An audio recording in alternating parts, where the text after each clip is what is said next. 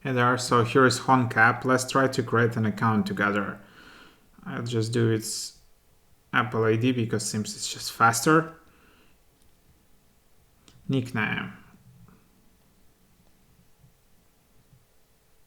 Username.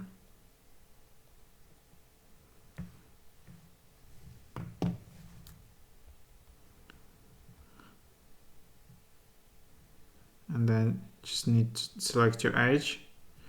You just can set a profile picture.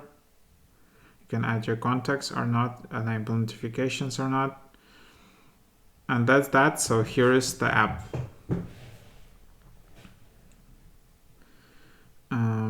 So you need to find friends here or add friends. So then you can just add someone.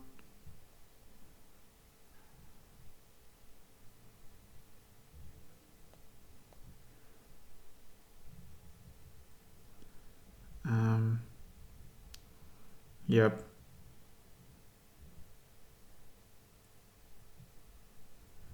So something like that.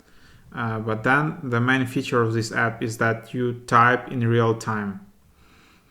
And yeah, there is no way to edit your messages and all of that. So you just type and the other person will see your chat in real time.